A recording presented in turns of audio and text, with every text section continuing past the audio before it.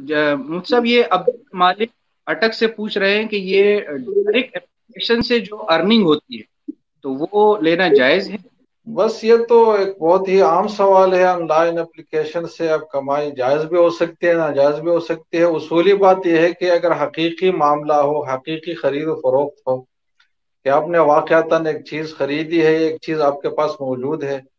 اور وہ آپ کے قبضے اور رسک میں بھی ہے، یعنی اس کا رسک بھی آپ کی طرف ٹرانسفر ہے، وہ آپ کے پوزیشن میں بھی ہے، قبضے میں بھی ہے، یا آپ کے وکیل کے قبضے میں ہے، اور وہی چیز آپ کسی کو بیچتے اور حقیقتاً بیچتے آگے اس کی ملکیت منتقل کرتے ہیں اور اس کو پھر قبضہ بھی دیتے ہیں اور اس کے اگینسٹ میں آپ اس سے قیمت لے لیتے ہیں. یعنی ایک حقیقی معاملہ ہوتا ہے،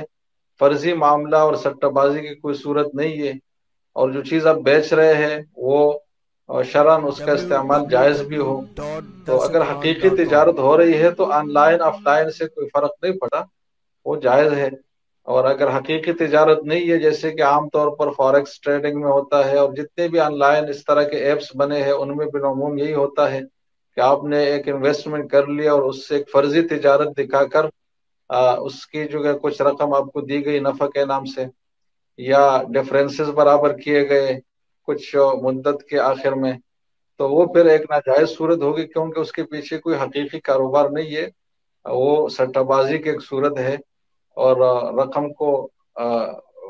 غیر ضروری ہیر پیر میں ڈالنا اور اس پہ نفع کمانا، تو اس کی گنجائش نہیں ہے. اگر حقیقی کاروبار کہیں ہو رہا ہے، ان شرائط کے ساتھ ہو رہا ہے، تو اس کی پھر گنجائش ہے. باقی جو ای کامرس ہے اور آن لائن کاروبار ہے، اس حوالے سے میرا ایک پروگرام جے ٹی آر پر آج سے 1-2 ہفتے پہلے ہوا ہے. پورا ایپیسوڈ ہے اس پہ 45 منٹ کا، تو ان کو اس کو بھی سنا جائے تو اس سے مزید رہنمائی ملے گی اس حوالے سے.